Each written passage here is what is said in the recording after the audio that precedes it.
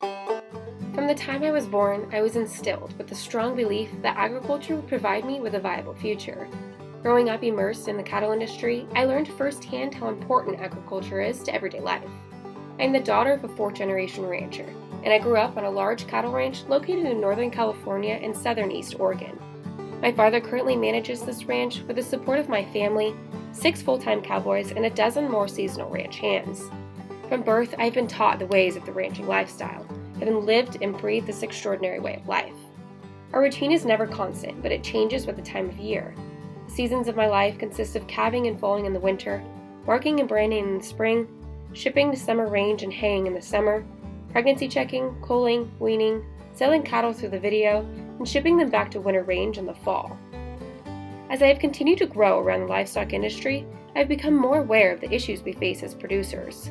Traditional practices in raising beef cattle are now under attack by animal rights activists who think that we are causing needless pain to cattle when we brand, castrate, and dehorn, practices I have taken for granted as necessary and important for my entire life. The earliest records of livestock branding date back to the ancient Egyptians, but the practice came to America by way of European travelers. After branding became more widely used by ranchers, custom irons were made to differentiate one ranch's herd from another. Cattle identification, such as hot branding and freeze branding, have been extensively used to show ownership of cattle. Hot irons are the most preferred method of permanent identification. When applied, the iron destroys the hair follicles, resulting in a permanent, hair-free scar in the shape of the iron used. Besides traditional hot branding, other methods include electric brands and freeze brands, which use dry ice or liquid nitrogen to chill the iron. Unlike the hot iron brand, which is recorded in each state as a legal form of ID, the freeze branding is too inconsistent to be considered as a permanent identification. Much of the public generally see castration as an inhumane and unethical practice that causes pain and stress to the animal. And despite these negative perceptions, the procedure can actually reduce animal aggression, improve human safety, prevent breeding within the herd, and enhance production efficiency. Castration can be done either by banding or surgical removal. Although it may seem more inhumane, surgical removal can actually result in less stress for the animal.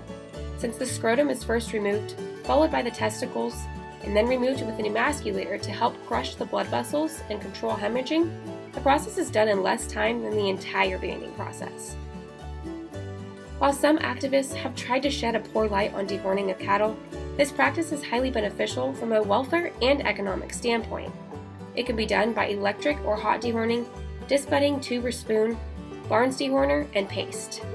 Dehorned calves in production generally take up less space in feedlots, are less likely to injure other animals, increase the ease of transport, both through the facility and during shipping, and can increase the market value.